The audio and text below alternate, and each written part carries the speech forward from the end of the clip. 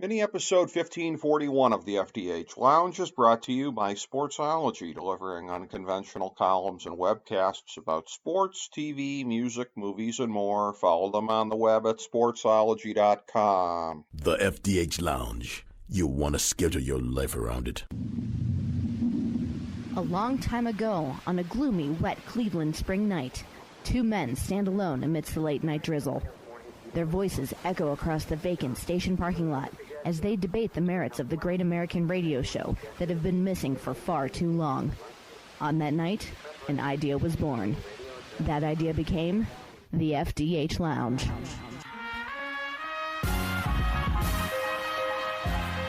Welcome to the FDH Lounge. Hello, everyone. Welcome to FDH Lounge mini episode 1541. This is FDH managing partner Rick Morris here with you, and we have a very special treat. Two of our favorite FDH Lounge dignitaries. We had them on together for the first time together very recently, and it was a preview of the 2022 World Series, and we come back now for a review of the 2022 World Series. And I start with my friend that I used to sidekick for doing baseball back at the old Sports Talk Network on the late lamented Life's a Pitch with Ken Detwiler program, the titular host of that show, the man who I had a lot of great times sidekicking with, along with our great late friend Don Coster.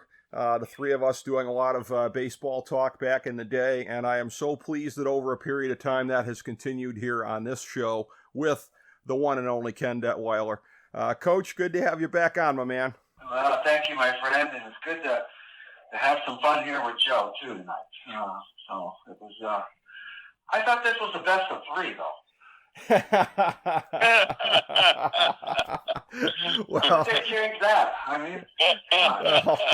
mean, we'll be getting into questions of format, certainly. And another of our favorite FDH Lounge dignitaries, going back over a period of time, as far back as our days at the Sports Talk Network. And I think some of our initial talks actually may have been in the wake of the last great Phillies run that happened. I seem to remember potentially as far back as 08-09 with this gentleman. But sure. My great friend, longtime Philadelphia veteran of TV and radio, Joe Staszak. Joe, I know tough times here. This was a thing where, again, you knew the deck was stacked going in. I liken this to with my Cavs in 2017. 2018, I think, was a foregone conclusion. But 2017, it was way uphill, no margin of error, at least theoretically possible here. And then, of course, I had to face the music afterwards with you and Callis doing a recap. And that was a dark moment for me. You seem like you're in a better mood now than I was then. So I'm glad that's the case. Yeah, I mean, I couldn't watch another game. It was painful. I got to be honest. I think the way that after Game 5 will probably go down as, you guys don't remember because you're not from here, but there was a game in 1977 we called Black Friday. It was the NLCS. They were 2 outs away from taking a 2-1 lead with the Dodgers, 2-run lead, and then it collapsed. An error here, bad call there. Manny Mota pitch hits off Greg Luzinski's glove. It was just a lot of things happened. It was kind of nightmarish in Game 5 that really, forget about the no-hitter. I didn't mind that. Well, it wasn't fun to watch, but I mean, it's one game, and the baseball players, they're not lying to you. I've covered them, I've been with them, I've traveled with them.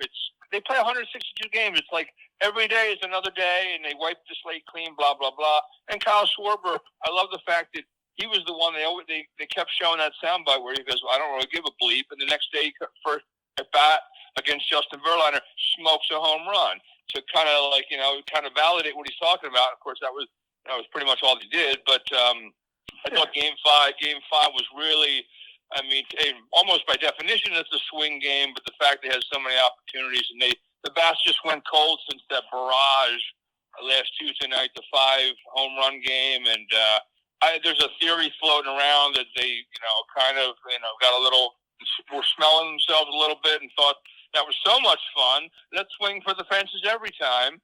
and they ended up batting 91, 0-9-2 actually. They batted for the rest of the series, the last 3 games, 9 hits and 98 at bats. Since that home run barrage that gave the Phils a 2-1 lead. Despite all that, they had a 1-run lead in Game 6. Trying to send it to Game 7. Despite how poorly they hit, they struck out 71 times. Real Muto, Hoskins, and Castellanos were horrible. They were in the 3 games I mentioned, games 4, 5, and 6. 1 for 36 with 17 strikeouts. How's that sit with you? 1 for 36 with 17 strikeouts. Wow. Since Game 3. It was just so as painful as it was. It's almost like I can't watch any more of this. They can't strikeout. 2 men on base, strikeout. They left so many on base against Verlander. They had opportunities, in Game 5. Didn't cash in after that Kyle Schwarber home run. It was really frustrating around here, and I think they still had an opportunity. Again, wipe the slate clean. But, even in Game 5, you can see the Houston was better. Look, Hoskins bobbles the ball at first in the 8th inning that gave Houston the 3rd run. And their guy comes off the bench, Henry Mancini, whatever his name is. No, Trey Mancini, and he gets, the ball. It was a nice play. The ball might have played him. He might have played it, but it doesn't matter. Right into his glove. I also thought they didn't get any breaks. A couple inches here or there in Game 6, the ball's down the line. Didn't happen. The ball, Sosa's ball, another foot higher. It's maybe an extra base hit or a home run, a 3-run home run in the early going. Might change the complexion with Wheeler, mowing folks down. And then the Real Muto one in the 9th inning of Game 5 where Chas McCormick makes a phenomenal play. But again, another foot. But again, that's baseball. That's the way it is. But the Astros, at the end of the day, made more plays and had more key hits than the Phillies, because from the 5th inning of Game 1 to the 8th inning of Game 5, the Phillies were 0 for 20 with runners in scoring position. And they were 3rd in the National League this year behind the Astros and the Dodgers. They actually hit well with runners in scoring position this year. Couldn't get it done if their life depended on, credit to the Astros, but I don't think the Phillies did themselves any favor with some of their horrible at-bats from Games 4 through 6. Well, and before I pivot to Ken, I want to ask you a follow-up there, Joe, because, again, we had talked about this coming into the World Series when I had raised comparisons with the 93 team and what it had in common with this year's team in terms of who they were facing. A great team across the diamond, one that had won the pennant the previous year. The difference is that the Blue Jays had won the World Series the previous year. The Astros came up short. So in both cases, they were facing a juggernaut team, because we remember that Toronto team as being really great, and we're going to remember this Astros team down the line in the same light. And it's one of these things where, and this is more just sort of a feel kind of a question on my part in terms of looking at it, but this Philadelphia team, we talked about it coming in, that again, notwithstanding the fact that Castellanos started impersonating a Gold Glove winner there towards the end of the postseason, that was unexpected. Didn't have that one on my bingo card. Nor did I have Mattress Mac becoming public enemy number 1 in Eastern Pennsylvania on my 2022 bingo card. But the defense for Philadelphia through the course of the year was left wanting. It's a team that, again, had great power potential, and basically it was like watching clubbing of baby seals. Them against St. Louis once they got it going, them against Atlanta, them against San Diego, and it's one of these things where in order for them to win, I come back to the whole thing of a puncher's chance. They had a puncher's chance, but they had to basically turn it into like a slow-pitch softball game, didn't they? Like they did throughout the previous games in October. And against a team like Houston that is so loaded, and they have an excellent lineup, but even more so than that, their pitching staff, both starting pitchers and bullpen, turning it into a slow-pitch softball match against those guys is nigh unto impossible, I think. It was rough, but their opportunities were there, and that's what frustrates the Phillies fans, because they had Verlander on the ropes almost every inning, except the rallies came with 2 outs, and then there'd be a strikeout, or Castellanos would hit a grounder to second, an easy grounder, or Pena would gobble up a ground ball, and it's just so frustrating. And then you get to the 8th inning of that game where they score a run, to the proximity run, 1st and 3rd with 1 out, and I know they're facing the closer. Brad Marsh plays for the Flyers back in the day. What's his name? Brandon Marsh. One of the worst at bats probably the worst at bats of the series. You need to get a fly ball, a grounder to the right side, something.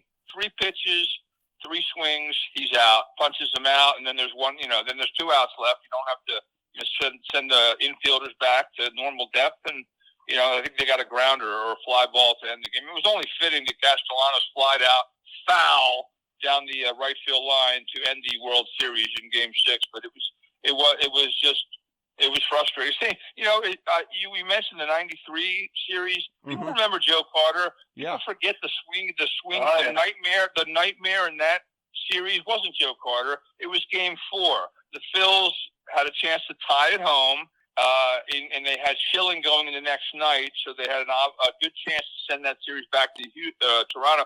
Up 3-2.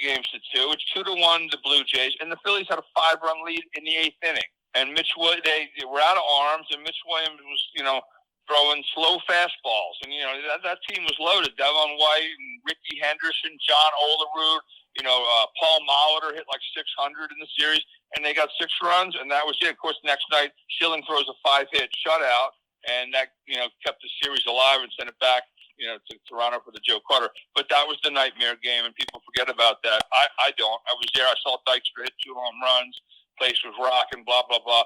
To me, it had that same feel in Game 5 the other night. They had opportunities, but again, Houston made a few more plays. Listen, Jose Altuve, no RBIs in the playoffs. None. 0. Yeah. He's a guy, every time I looked up in the last few years, he's hitting a home run in the postseason. He's bombing away. I mean, he did do some damage with, a couple extra base hits here. He got the game going against the Wheeler in Game 2, which was also a critical game. Remember, the Phillies have a 1-0 lead. They stole Game 1, and they have their ace on the hill. And for some reason, he's now throwing at 95 instead of 98. What happened there? Because he was humming the other night. He had that live arm back. I have no idea what happened in Game 2. But also, that could have been a game that sends it back to Philly with a 2-0 lead. I don't know if Houston comes back from that. But again, I got to give Houston credit. They're loaded. It's top to bottom. And they got, they replaced Alex Correa with a rookie who was MVP of the World Series. He had 400 critical plays, catch here, a home run there, and they made more plays. What are you going to do? They were the better team coming in on paper, and they played a little better than the Phillies, and pitched a little better because the Phillies pitching outside the.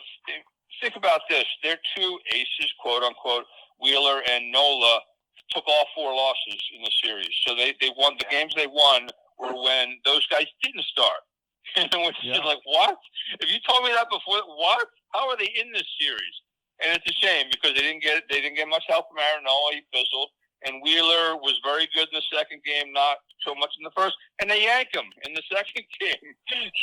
What? He's throwing 98 still. Oh, Alvarado came in 3 games earlier and hits the first guy with the bases loaded. I mean, he looked a little shaky.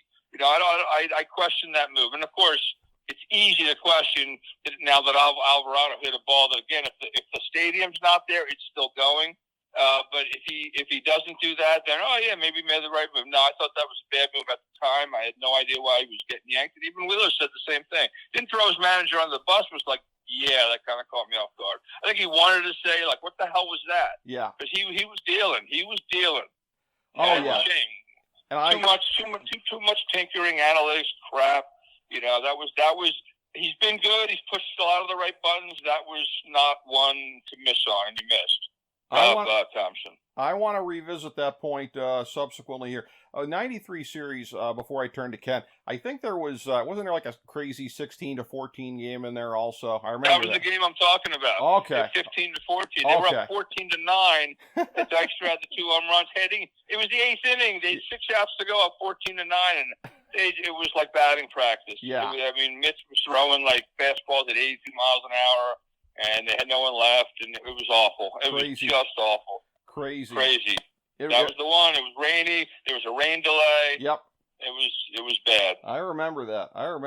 And good memory, because a lot of people don't even talk about that. Oh, Joe Carter. What do you mean Joe Carter? That series ended when they came back from 5 down in the 8th inning. When you give me Joe Carter. Yeah. Yeah. So yeah. But anyway, not that I'm still mad about it. Well, I would ascribe that to the what was the movie Big Daddy by Adam Sandler? That was the one that immortalized that, I believe, in pop culture. So right. they weren't talking about the 15-14 game in that movie, but as far exactly. as Ken, as far as '90s World Series go, the play at first base with Mancini. You were probably thinking the same thing I was. Herbert Perry in '95, the play that sealed Game 3. And that was one where, I got to tell you, Ken, my dear beloved mother missed that one because she went to bed early. She was like, this is going to be like 1954 all over again. We're going to get swept. It's going to be humiliating. She missed it. I had to tell her about it the next day. But, I mean, I just have to ask you, Ken, was that flashing through your mind when you saw that? I got to think any Clevelander was thinking that when Mancini made that play. Yeah, but, again, I was conflicted on a couple of these guys, like Dusty, which I'm sure we're going to talk about at some point. But your heart has to go out to Mancini. Just from what he went through. But, yeah, just like Joe, we all have our teams, we all have our loves, we all have our Joe Carter stories. Yes. And it's just, and it kills you, but that's why we're fans of it. I mean, good God. I mean, this is something for another day, perhaps, to talk about. But I'm getting to the point where, and maybe I'm just that guy to get off my lawn again, guy. But why are we playing in November? Although I know this year was unique, and when you had the labor issues and stuff like that. But I'm tired of November baseball. That's a good question. Why? I forgot what happened at the beginning of the season. Was it the labor issue that pushed it back a little bit? Yes, it was. Okay. And so I'm thinking here we're coming into Thanksgiving. The only thing I want to see that's a ball is a nice dressing ball with some gravy on it. Well, look, this has happened other years. I mean, this has happened other times. I think it was 2001 that was the first time it went into November. I seem to remember Yankees and Diamondbacks that they said that this is the first time for a chance for someone to become Mr. November. I seem to recall that was the year. Oh, so. Yeah, right, sure. It's happened before, but I would agree on that. And Ken, before I pivot to some of the other subjects here, just to ask you a little bit about what we were talking about with Joe here in terms of the various aspects of the series, in terms of, for a team like Philadelphia, with the imperfections that they had, certainly not a bad team, but facing a juggernaut in Houston. It's a relative kind of a situation, an 87-win team against the mighty Astros. What were some things that you were looking at from your perspective? We've talked about it before, you're 5 decades plus in baseball. What were some things that you were seeing that ultimately took Philadelphia out of it? Because, again, I went into it saying they have no margin for error. They have a puncher's chance. They can do it. And as Joe illustrated, there were those opportunities there. But what were you thinking, and particularly as someone who had become a Phillies partisan here with them playing Houston, with your antipathy, which you share with Steve Callis towards the Astros? What were you thinking as you were watching it play out and as these chances were getting away from Philadelphia? Well, like we've all agreed, the better team won as it ended up. They were deeper. Houston was a deeper team. I thought the pitching would be somewhat equal, except for the depth that Houston had. The guy I thought really, let me back up just a little bit here. I thought Philadelphia, once they went home, that they had to win at least 2 games. Yeah, at least 2. Yeah, absolutely. Yeah, and I thought as soon as they didn't, it was over in my mind. Yeah, because you can't go beat a superior team on their field like that, and especially as I mentioned the last time we talked, gentlemen. I thought the fans were going to be so loud and crazy, and they were. Noah Syndergaard was one of the disappointments. I thought he was going to come through and help and he just kind of was, he just was kind of nondescript as far as I mean, he didn't do horrible, but he just was, I expected more out of him. And Nola didn't come through. Like I said, the pitching, Wheeler had that really good outing, but yeah, and he got hammered one game too. So yeah. I thought it would be more equal, and I mean, it was a hell of a series, but I just I'm like Mr. Callis, not a big fan of the garbage can scandal. Well, let me try to ask you a question, guys, because I'm watching it from a perspective where I'm on my edge of my seat or pacing or whatever. So from an objective point of view, guys who don't necessarily have skin in the game with the Astros or the Phillies, was it an entertaining series? Was it weird? I mean, you got the home run, but then you have a no-hitter, which hasn't happened in a long time. And then you have Game 5 and the 5-run comeback in Game 1. I mean, what did you guys think of it from an entertainment standpoint? I thought so. I'll say that I thought so. It is a thing where it was either Game 2 or Game 3. I think it might have been Game 3 where Philadelphia just pulled like way ahead and everything. And our good friend, fellow FDH Lounge dignitary Russ Cohen happened to tweet out that night that, like, I hope some Leps baseball fans are watching. This is great entertainment. This is great.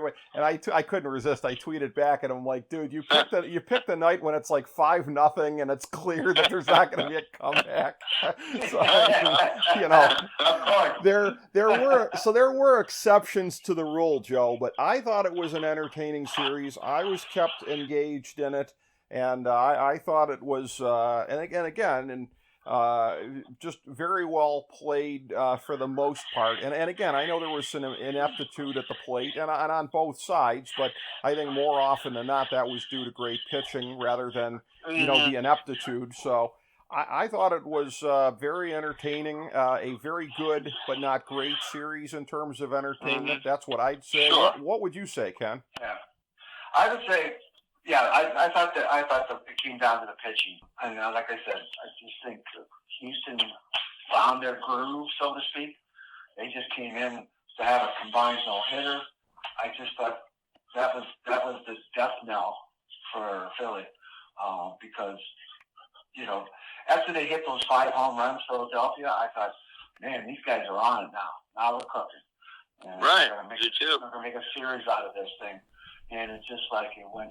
It's like somebody just took a needle to the balloon, and all the air came out. It was done. Exactly. Yep.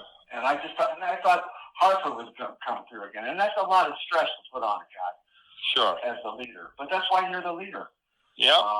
Exactly right. And then when you told me, Joe, when you told Rick and I here tonight, how anemic of a batting average the Phillies. Anemic. I mean, think about that. Since that's nine hits. Remember, they got no hit in one game, so you only have the other 2 games, Game 5 and 6, got 9 hits. So it was painful.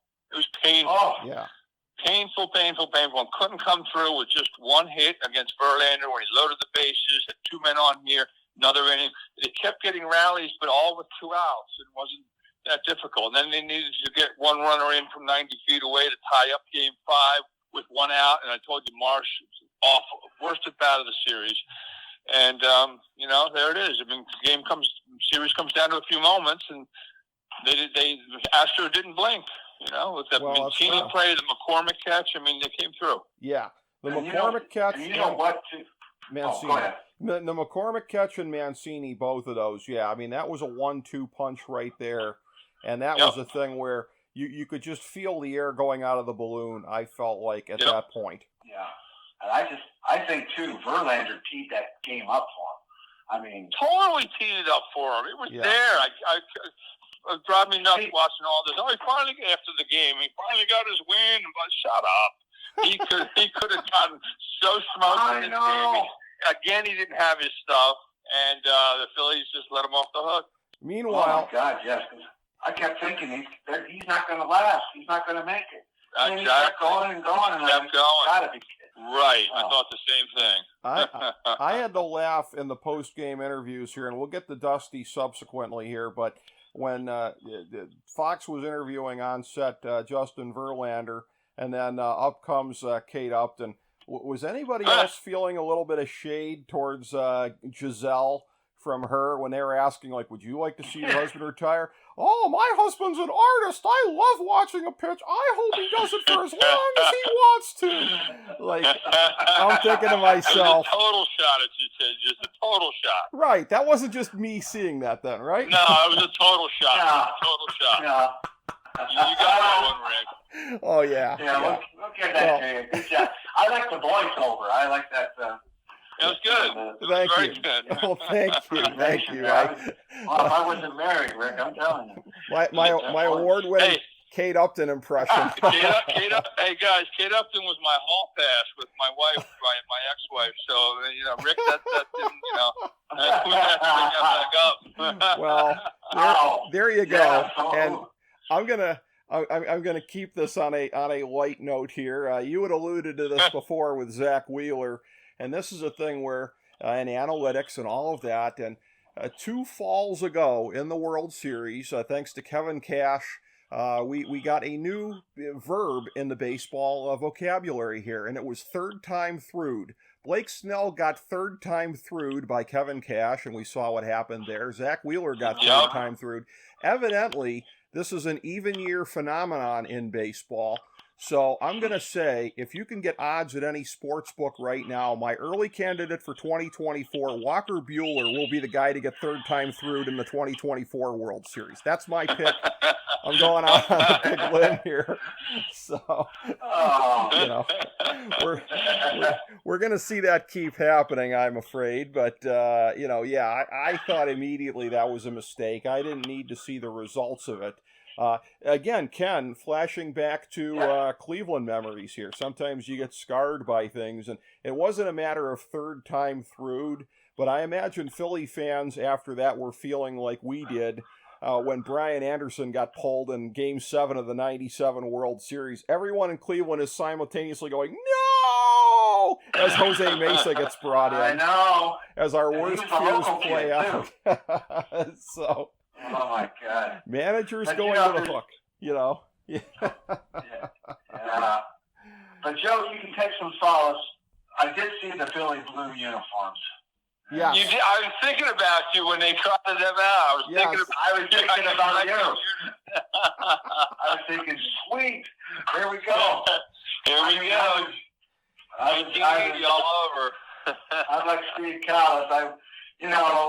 The better team, like I said, and we probably won. But when I saw that, I thought, I'm a baseball guy, like we all are. And sure. And you've got little things like wear your hat this way and don't change your uniform, and because it's 30, who cares? Because you'll still win on a winning streak. And I thought, here we go. Joe said, the blue unis. And, the blue unis, Yep. And even that failed.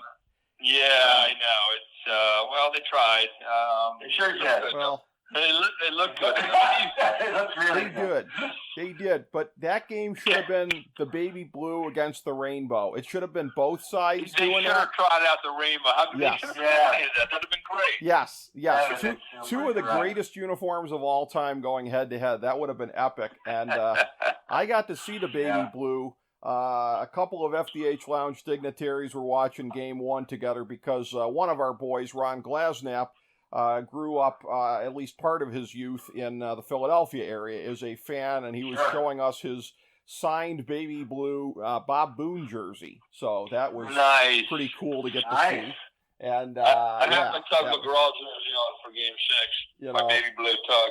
Oh, yeah. It was great getting to see them in there. And as far as moments that are great to see, and obviously, again, we all have our own partisanship here, so I mean there were parts of this. I know that in all of this, I'm going to preface by saying, Joe, probably nothing but the crushing disappointment afterwards. Probably not a whole lot of room to feel good about anything, particularly for the other side. But the Dusty Baker thing, it does kind of strike me that that was a moment in baseball, the likes of which I think you tend more so to see in other sports. We came close to it 2 years ago with Chris Paul in the NBA, where everybody would have been like, "Oh, that's the greatest thing ever to see him get to win." Like, Right, I don't remember that happening as much in baseball the last, several years or so. Maybe I'm missing something here, but I don't think baseball has had too many moments in recent memory. I mean, if you go further back, sure, but in recent memory, I don't know if we've seen anything quite like Dusty Baker,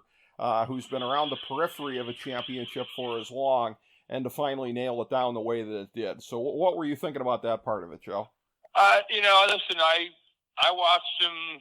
It tells you how old I am. I remember when he was at the Dodgers playing against us with those teams, Sure. Ron Shea and Davey Lopes. And, yes. And so I didn't like him back then, but no, I've seen him on the circuit, and listen, he seems like a really good dude.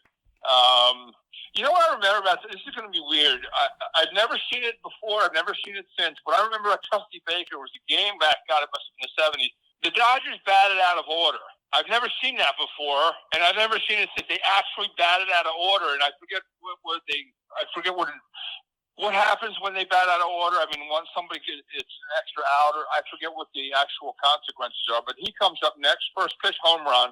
So I just remember watching Dusty Baker trot around the base paths after they batted out of order. Don't know why that's a memory that sticks out with me. Probably because of the batting out of order. But no, he was on one of those teams that used to beat us. And, two of the 3 NLCSs that we were in the 70s, and that was part of some great Dodger teams. I'm happy. Listen, it hurts, but he's a real nice guy from all indications, and he seems very gracious. He's been around. He's taken a lot of teams to the postseason. I know it had to still sting, and it probably still stings. He was the manager of the Giants when they blew a 5-run lead in the 7th or 8th inning of a closeout game against who beat the Anaheim back in 2002. Yeah, they were 6 outs away, and they had a 5-run lead, and that was Barry Bonds' team, and they didn't get it done. So he came close before. He had to wait 20 years, 22 decades to finally get the ring. So yes. I mean, good for him. I mean, he's baseball lifer and been around, and it seems like he's universally loved. So Yeah. And he wasn't part of the cheating scandal. So I'm cool with Dusty. I made my peace with him. Yeah, that's how I feel about it. And then this is why I'm glad I asked the question. I mean, that's some great memories about that you have from back. I mean, a random as hell memory about batting out of order. Totally and everything, random. But completely random. Well, but that's gold, though. There's gold in the random recollections. What other show are you going to get that on other than this one? So I love that. And again, and not only that, 2002, 2003, it was the Steve Bartman game. He was managing the Cubs the next year. So he's had a lot of heartbreaks when things have been on the verge. And good memory. That's another tough one to swallow. Wow. Well, yeah, wow. He lost Game 6 and Game 7 at home last year against Atlanta. So there's that. So it's a matter of all these different things coming into play that he's had, all of these near misses, and again. Just somebody who is, as you said, very well respected, very beloved around the game of baseball. Ken, as a baseball lifer yourself, thoughts on seeing someone that I would think of as sort of a kindred spirit of Dusty Baker, somebody who loves the game and has as much longevity in it as you, to see something like that? What were your thoughts? Well, a couple things stood out. It was really nice and heartwarming to see him get his, put a exclamation mark on his career, managing, playing, everything. Because just like Joe, I remember watching him play. He was a good ball player. He was a National Leaguer, so I didn't have that much of a thing that Philly fans might have had, like Joe. But you could tell that the players absolutely loved him. Mm-hmm.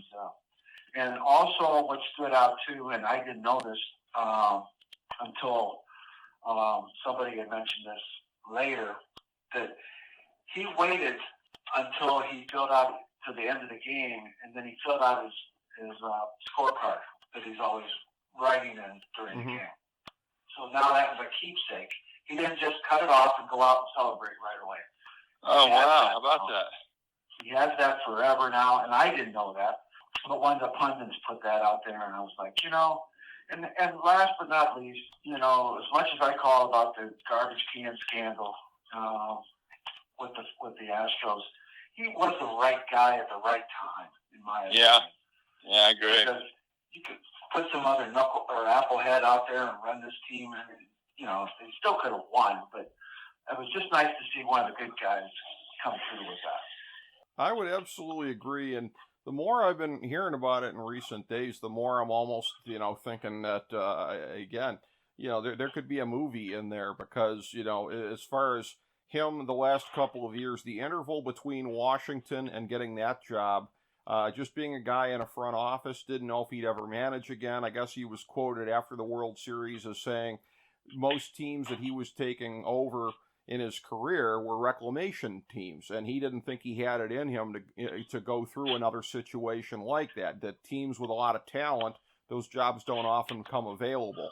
So right, sure. Just the unlikelihood of how it happened, it's just, is just really, really incredible for him to take over a team that was very, very talented and just needed the right guy to help take them over the top. And, I have to say that in the course of having this discussion here, Joe, as I postulated at the very beginning here, I am glad to say in talking to you, your state of mind significantly better than mine. When I was recapping the 2017 NBA Finals on the show, I remember saying to you and Callis at the time that I had on probably about a 36-hour loop. Like, we just all have songs that we identify as being depressing songs, right? Yeah, and of course. Some songs that sort of just, in some sort of way, just sort of symbolize the end of an era or whatever. And I had just so cherished having my team be a champion that entire year. I just hung on to that. My team is the defending champions. So I remember saying, and I remember Callis being a little nonplussed by it, not quite getting it, but I said, I've been listening to Billy Joel, and it was specifically the Downeaster Alexa for like 36 hours. I remember that. That's right. Just that's drowning right. my sorrow. Every time I hear that song, that's exactly right. Because it's where'd you come up with that song? Downeaster Alexa? I don't know, man. It's just like such a depressing song, and it's all about the end of something, and it's all about like the depressing thing, and it's all over now, and it's all everything that's good is dead. Like that's where I was. That's where I was at the time. I didn't even want to do a recap show, but I knew that I had to, because what am I going to do? Punk out just because it's my team that took it in the Tuckus right, show? Sure. It's just I'm so glad you're doing so much better than I was at the time.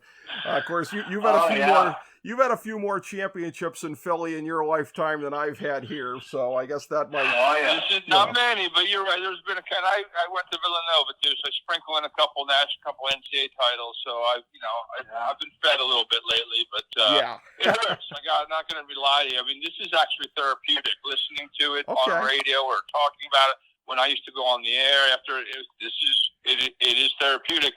No one brings this up. I don't know why. I remember this because they show the stat of teams who win the first game of a World Series. They go on to win close to 70% of the series. It's like 68%, I believe. Yep. Well, the last 4 World Series that the Phillies have lost, they won the first game.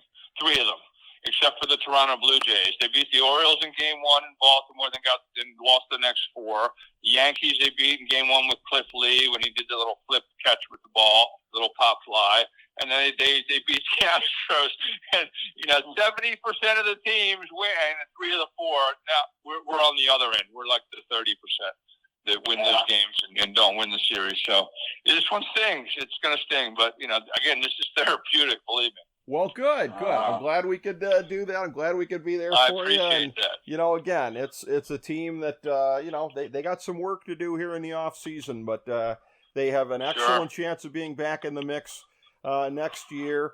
And I will say, probably in a couple of weeks here, we'll be reconvening with Ken Detwiler and Steve Callis doing a little bit of a look back at the season as a whole.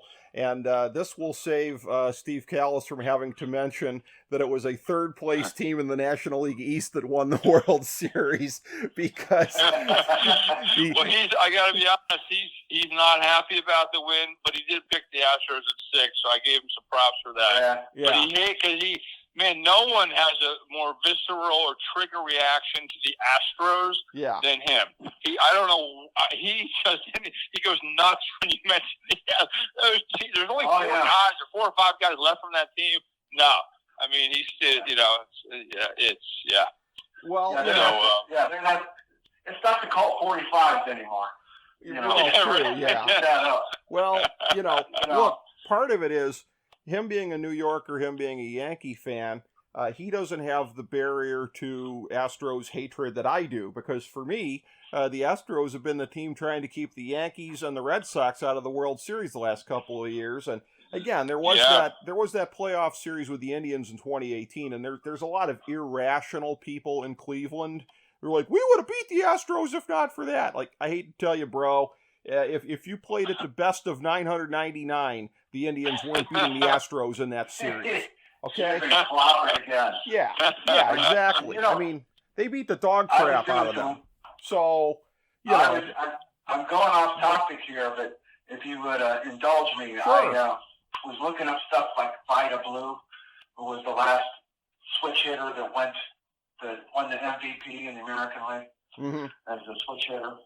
So I won money at beers a lot of time back in the day, and I thought, do I have that right or not? I looked it up, and then I started going. I found out that Dusty had his first major league game as a manager on April 6th, 1993, against the Cardinals. The leadoff hitter was Geronimo Pena, the dad of this year's MVP. No kidding. That's outstanding information. That's incredible. And the other thing that I find somewhat interesting, and not just really associated with that little fun fact, is Dusty coming back next year? Or is he done? His contract is up, as I was researching him. I think he's coming back. Good question. The GM supposedly, because the owner may or may not want to go in another direction, Jim Crane, which would be asinine. If it ain't broke, don't fix it. There's more questions about the GM, although I suspect he'll be back. I strongly believe Dusty will be back because from what I was reading, Ken, the consensus seems to be that Dusty's been the kind of guy where if he gets one, he's going to want to get more than one. So, I mean, here's the funny thing, and I'll say this to you, Joe, and I know that you haven't covered all the major sports there in the Philly area over a period of time. What it wouldn't surprise me is if Dusty Baker now turns into Joel Quenneville, because remember how long that dude had the futility monkey on his back? I mean, he was a guy that my Red Wings. Then he won 3 cups. My Red Wings used him for a chew toy for most of the time in St. Louis.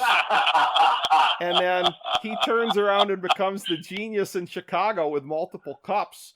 Maybe that's Dusty's arc. Maybe Dusty's final act is to become Joel Quenneville and being a guy who's primarily remembered, believe it or not, for multiple championships. I think that's way more likely than him. That could very well, absolutely, walking away. Do you think he's going to walk away now, Joe? Because I don't get that. I don't. I mean, from all indications, he's sitting on a pretty good situation there, and unless he's got like Giselle at home banging his ear, why? I mean, what's the purpose of that? I mean, he's been a baseball guy. He's a lifer. He is. And he's still sitting on top of the world. He's got the Astros underneath him, and that team's been great for. I mean, the cheating scandal aside, I mean, they keep bringing up guys and switching out guys, and their pitching staff is still incredible. And I think he's sitting in a good situation. I wouldn't, unless he doesn't seem to have any health issues or anything else pressing. So I could see him coming back. Absolutely. Well, and he's almost got what do we call a new dynasty?